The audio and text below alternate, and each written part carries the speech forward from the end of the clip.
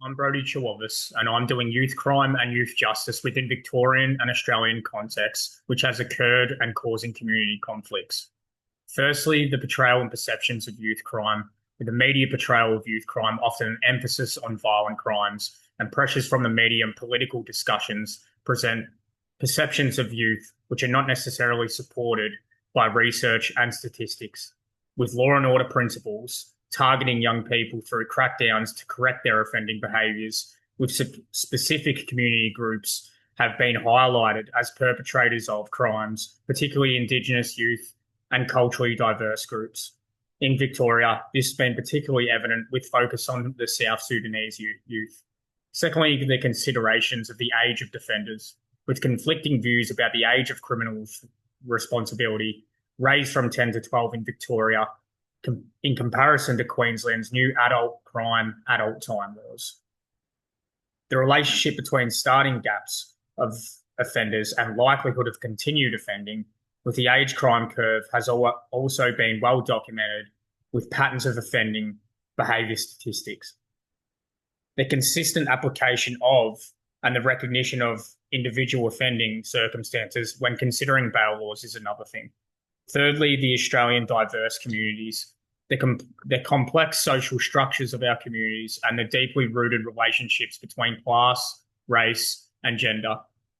The overrepresentation of Indigenous, culturally and linguistically diverse youth and low socioeconomic youth in juvenile detention.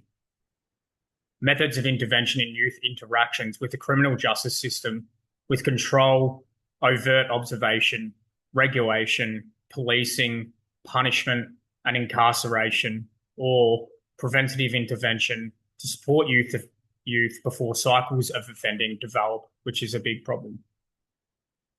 The significance of youth crime as a conflict in our communities, with youth crime concerns many communities, not only in terms of community safety, but with the need for positive futures for both victims and youth offenders.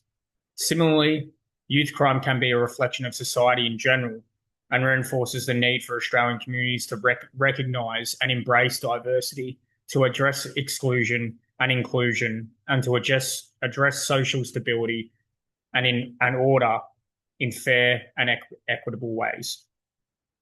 Some key points from the theoretical analysis of conflict covers many aspects of this video's presentation, with the work of Galton's conflict triangle with direct, structural, and cultural violence evident in youth crime scenarios. Howell and Bond continue through theory application regarding power and oppression through exclusion and inclusion discussions. Power and oppression are also influenced by diversity principles with Australia as a multicultural community required to include fairness, equity, and informed compassion, recognition of cultural awareness and community cultures in not only principle, but in the development of values and most importantly, in practice.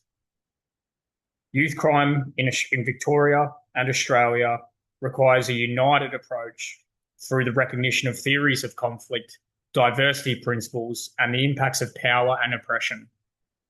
This is not an easy task. It requires extensive reviews of all aspects of the justice system. This includes positive intervention pathways, policing, courts, the access to weapons, bail laws, programs, and policies for recidivist offenders, juvenile detentions, rehabilitations, and incarcerations. Importantly, the social phenomena which contribute to Australian communities and influence youth crime must be consistently monitored in principle, value, and practice.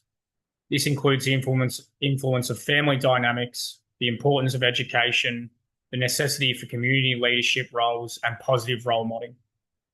Inclusive intervention strategies and the recognition of cultural differences to develop a holistic and wide-ranging approach to youth crime issues, which is not an easy task at all.